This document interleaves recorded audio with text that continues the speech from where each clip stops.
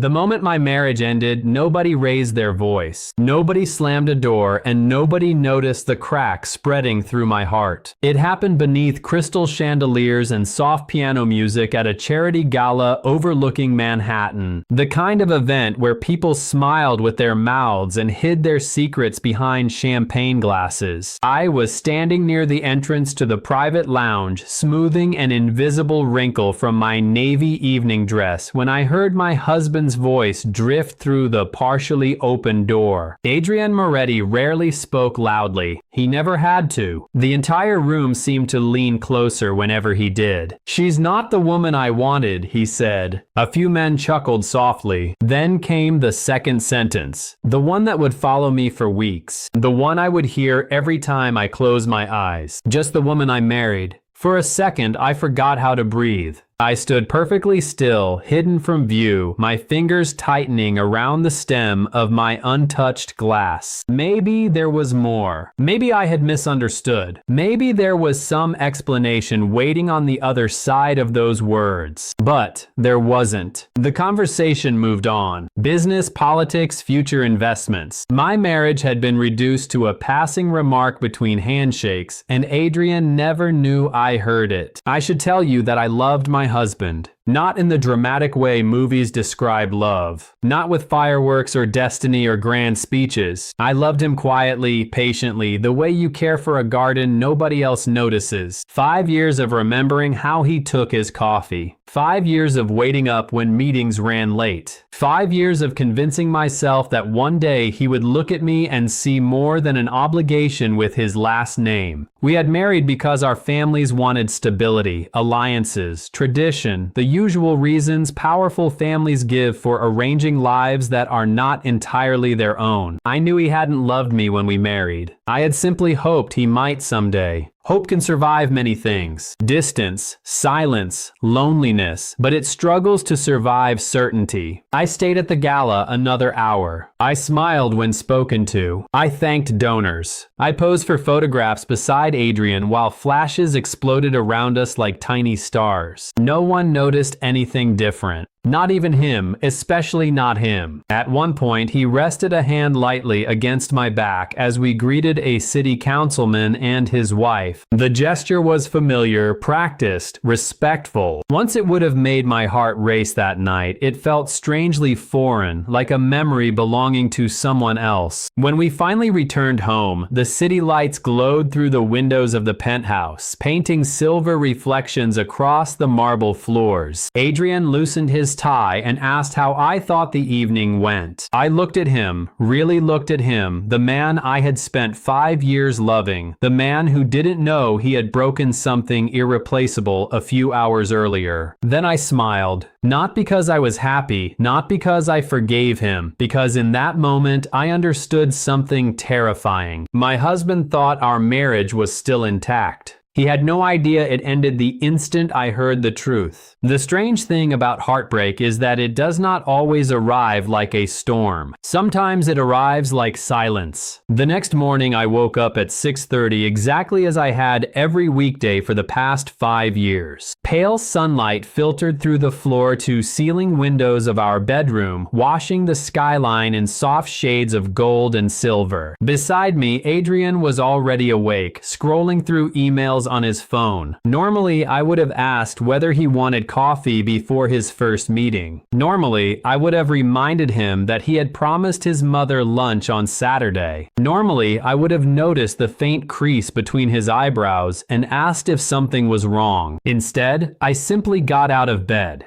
He barely looked up. "Morning, morning," I replied. Then I walked into the bathroom and closed the door. It was not anger. It was not revenge. It was exhaustion. There's a point when a person realizes they have spent years reaching for someone who never intended to reach back. And when that realization finally settles into your bones, something changes. That week, I stopped doing the little things, the invisible things, the things nobody notices until they disappear. I stopped placing handwritten reminders beside his coffee cup. I stopped coordinating dinners around his unpredictable schedule. I stopped texting him during the day to ask whether he had eaten lunch. I stopped waiting awake when meetings ran late. At first, Adrian did not notice. Why would he? Most people never notice the foundations beneath their feet until something starts to crack. 3 days later, I came downstairs to find him standing in the kitchen. He opened cabinets, then another, then another. His expression was mildly confused. "Where's the Colombian blend?" he asked. I glanced up from my tablet. "What Colombian blend?" "The coffee?" His forehead creased. "The one I drink every morning." I took a sip from my tea. I have no idea. It was the truth. I had stopped ordering it. For years, I had quietly kept his favorite brand stocked before he could run out. Adrian stared at me for a second before pulling out his phone and ordering it himself. The moment passed, but something flickered in his eyes. The following Friday, his assistant called during dinner. Apparently, an important client dinner had been scheduled at the same time as another event. In the past, I would have caught the conflict weeks earlier. I managed most of his social calendar without anyone ever officially asking me to. This time, I said nothing. Adrian spent 20 minutes fixing the problem. When he finally returned to the dining room, he looked irritated. This should have been caught earlier. I nodded politely. "I suppose so."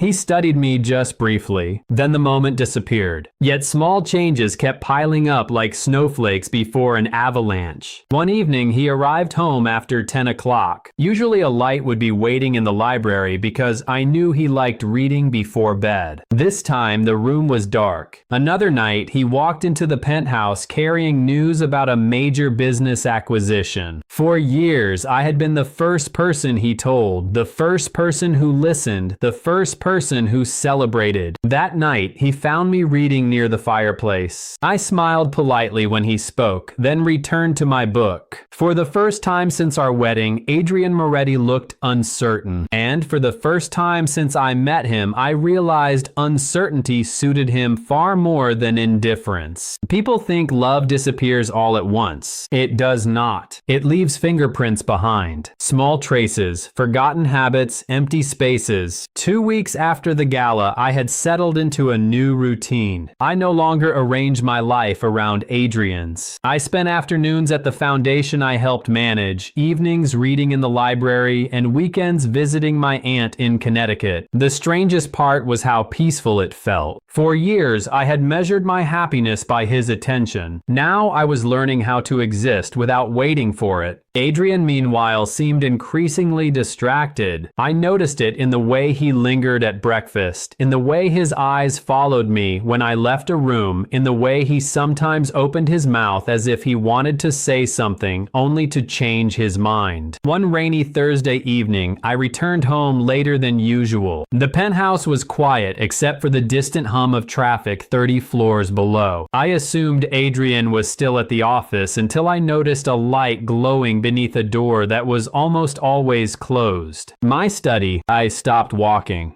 For 5 years, that room had belonged entirely to me. Adrian had never shown much interest in it. He respected the boundary without question. Yet the door now stood slightly open, a knot tightened in my stomach. As I stepped closer, I heard nothing. No phone calls, no conversation, just silence. I pushed the door open. Adrian stood beside my desk. A leather journal rested in his hands. My journal. For a moment, neither of us spoke. The rain tapped softly against the windows. The grandfather clock in the corner marked each passing second. Adrian slowly looked up. His expression was unlike anything I had seen before. Not anger, not annoyance, confusion. "I did not know," he said quietly. My gaze moved to the open pages, then to the cardboard storage boxes scattered across the floor. He had been looking through them. Years of memories sat exposed beneath the warm desk lamp. Photographs, letters, programs from charity events, handwritten notes, pieces of a life he had never bothered to ask about. "You are not supposed to be in here," I said. He lowered the journal. "You never told me." A strange laugh escaped my throat. "You never asked."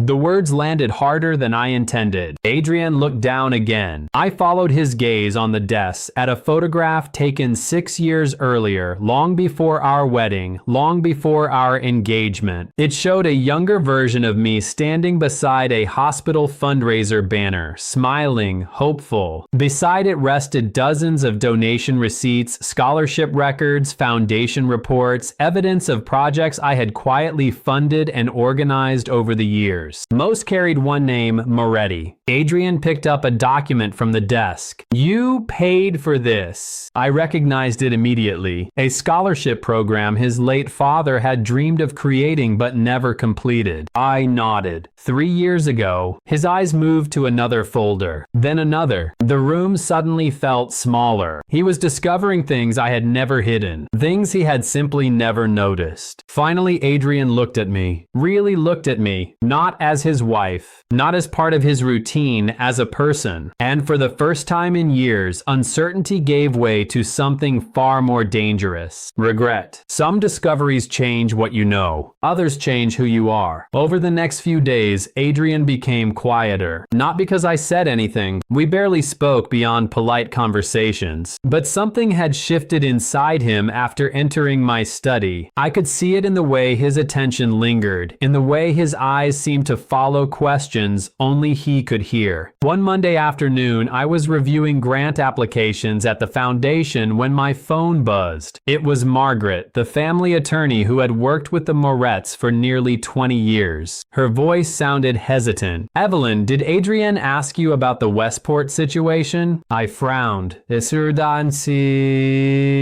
"No." "Why?" "Dersi and Satanam." Silence, then a small sigh. "Nothing." I assumed he knew. After the call ended, I sat staring at my desk. The Westport situation, a phrase I had not heard in years, a problem that almost destroyed everything. That evening, I returned home to find Adrian already there. The city skyline glowed beyond the windows, painting the penthouse in amber light. He stood near the bar, holding a file folder. The moment I saw it, my stomach tightened. Westport. He had found the records. For several seconds, neither of us spoke. Then Adrian placed the folder on the dining table. "Why?" he asked quietly. I looked down at the documents. 6 years earlier, before our wedding, a trusted executive inside the Moretti organization had been quietly diverting millions of dollars through shell companies. Nobody noticed. Not the accountants, not the advisors, not even Adrian. I had discovered it by accident while helping organize a charity audit connected to one of the family foundations. The discrepancies led me to financial reports that did not make sense. When I realized what was happening, I spent 3 months gathering evidence before bringing it directly to Adrian's father. The situation was resolved before the damage became public. The family reputation survived. The business survived.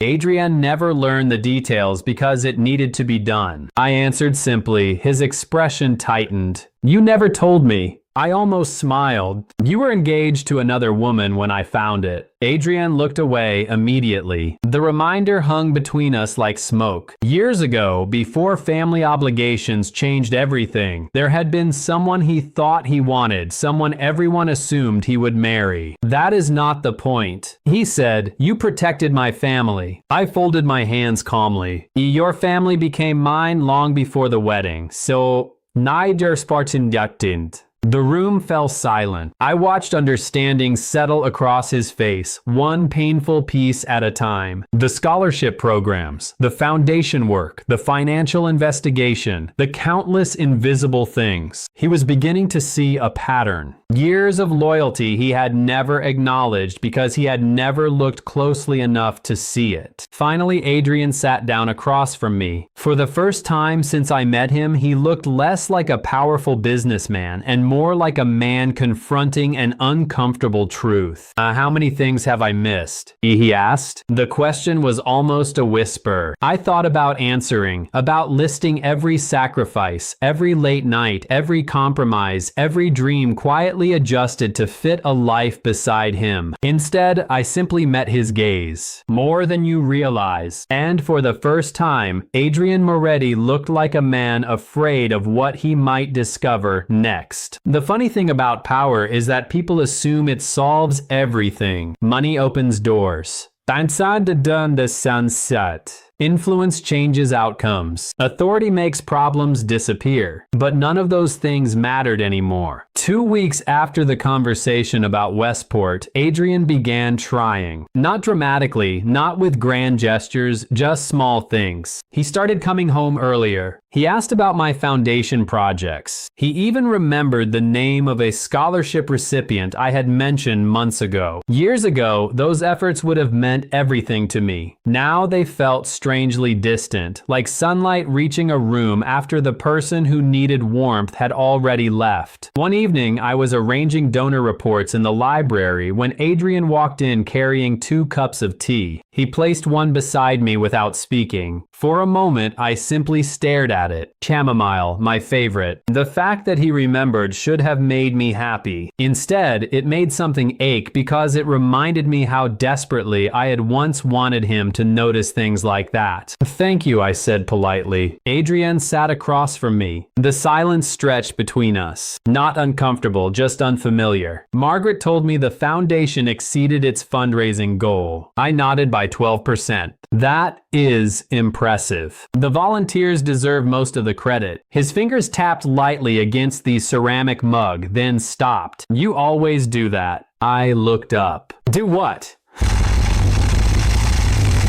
Give everyone else the credit. A faint smile touched my lips. Not everyone wants attention, Adrian. His expression shifted almost as if the answer carried a meaning beyond the words themselves. The next afternoon, I attended a fundraising luncheon in Midtown. When I arrived, one of the board members approached me immediately. Your husband called. I blinked. Why? Dersi and Satanam. He wanted to make sure the presentation equipment was working properly before the event started. For several seconds, I simply stared. Adrian had never once involved himself in foundation logistics. Not because he was unkind, because he had never shown much interest. Yet somehow he had called before I arrived, checking details, solving problems that had not even appeared yet. Later that evening, he asked how the luncheon went. I told him it was successful. He seemed relieved, genuinely relieved, as though my answer mattered. But the more he tried, the more something became clear. He was learning who I was. Finally, unfortunately, he was learning too late. That realization hit me one Saturday morning. I was packing a small overnight bag for a charity retreat in Vermont. Adrian stood in the bedroom doorway watching me. How long will you be gone?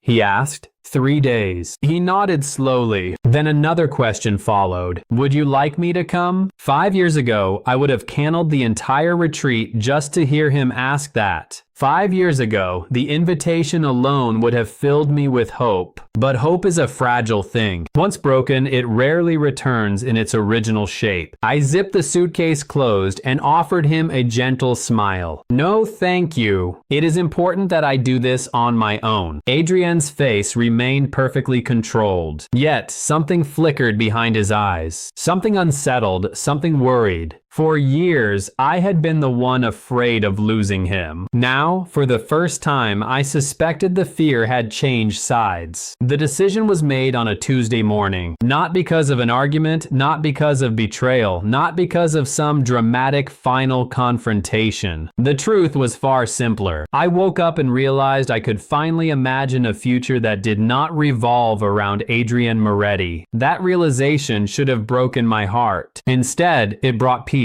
The rain tapped softly against the penthouse windows as I sat alone in my study. A cup of tea cooled beside my laptop while a neatly prepared folder rested on the desk in front of me. Inside were documents I had spent weeks avoiding. Separation agreements, financial disclosures, legal paperwork prepared by attorneys who specialized in complicated marriages and even more complicated families. My hand trembled slightly as I signed the final page. Not because I doubted the decision, because I never thought I would be the one making it. 5 years earlier, I would have done almost anything to keep our marriage alive. 5 years earlier, I believed patience could solve everything. Love could solve everything, but love cannot survive forever when it is the only person doing the work. I closed the folder and released a slow breath. Then I called Margaret. By late afternoon, everything was ready. The city was beginning to glow beneath the setting sun. When Adrian returned home, I heard the elevator doors open, heard his footsteps cross the marble floor, heard him call my name. I was waiting in the dining room. The folder sat on the table between us. The moment he saw it, something changed in his expression. He did not sit down immediately. He simply stared at the documents, then at me, then back at the documents again. "What is this?" he asked quietly. The question sounded strange coming from him, almost cautious. I folded my hands together. "I think you already know." For several seconds, the room was completely silent. Adrian finally pulled out a chair and sat across from me. His movements were controlled, precise, but I noticed the way his jaw tightened, the way his fingers remained motionless against the tabletop. He opened the folder. Read the first page, then the second, then the third. Each page seemed to drain a little more color from his face. "You want a separation?" It was not a question. I nodded. His eyes lifted to mine. "Since when?" And not aserdendidi. The answer arrived before I could stop it. "Since the day I realized I was the only one fighting for us." The words hung in the air. Adrienne looked away first. Outside, headlights moved through the streets below like rivers of light. Somewhere in the distance, a siren echoed across the city. Life continued as if nothing important was happening. Inside the penthouse, everything was changing. "Evelyn," he said carefully, "if this is because of mistakes I made, then let me fix them." I almost smiled. It was the first time I had ever heard him ask for a second chance. Unfortunately, it came years too late. "That is the problem," I said softly. "You only started trying after you realized what you were losing." Adrian stared at me. The truth landed exactly where it needed to, painfully. Honestly, neither of us spoke for a long moment. Then slowly he reached for the pen beside the folder. The sight made my chest ache despite everything. His hand paused above the signature line. For the first time since I had known him, Adrian Moretti looked uncertain, not powerful, not confident, not in control, just human. Finally, he signed the page. The scratch of ink against paper sounded impossibly loud. When he finished, he placed the pen down and closed the folder. His expression remained calm, but his eyes told a different story. And in that moment, I realized something neither of us could ignore anymore. For the first time in 15 years, Adrian Moretti had lost a battle he actually cared about winning. 3 days after signing the papers, I moved into a townhouse owned by the foundation on the Upper West Side. It was not large by Moretti standards, but it felt enormous to me. For the first time in years, every room belonged to my own choices, my own schedule, my own silence. The first morning there, I woke up expecting to hear Adrian's phone ringing from another room. Instead, all I heard were birds outside the window and the distant rumble of city traffic. I should have felt lonely. Somehow, it felt like breathing fresh air after standing in a crowded room for too long. What surprised me most was not my reaction. It was Adrienne's. I expected distance, pride, maybe even anger. Adrian Moretti had spent his entire life solving problems by taking control of them. Yet suddenly, he seemed unwilling to use any of the tools that had always worked before. He never tried to pressure me, never demanded explanations, never asked lawyers to delay the process. Instead, he started showing up. The first time happened at a charity luncheon in Midtown. I was reviewing auction items when a volunteer approached me with a puzzled expression. "Someone dropped these off for the children's program." She pointed toward 20 brand new laptops stacked neatly in shipping boxes. There was no card, no company logo, no publicity attached. Already knew who had sent them. That evening, my phone buzzed. One message. "Adrian, did the equipment arrive safely?" I stared at the screen for several seconds before replying. Yes, thank you. Nothing else. No attempt to continue the conversation. No demand for appreciation, just silence. 2 weeks later, I attended a scholarship ceremony in Brooklyn. Afterward, as guests filtered out of the auditorium, I noticed a familiar figure standing near the back exit. Adrian? No security entourage, no assistants, no business associates, just Adrian in a charcoal suit holding a paper coffee cup. He looked strangely out of place, like a man who had wandered into a life he did not quite understand. You stayed for the entire ceremony, I asked. He nodded. The student who received the engineering scholarship reminded me of you. I blinked. How? She spoke about believing in something for years before anyone else noticed. His voice remained calm. That sounded familiar. The answer caught me off guard. For a moment, neither of us spoke. Then I thanked him for coming and walked away. He did not stop me. That became the pattern. Adrian appeared in small corners of my life. A fundraiser, a foundation event, a community project. Never demanding attention, never asking for forgiveness. Just showing up, watching, learning, listening. One rainy Saturday afternoon, I found him helping volunteers unload donated books from a delivery truck. His expensive dress shirt was rolled up at the sleeves. Rain dampened his dark hair. Several volunteers were laughing at something he had said.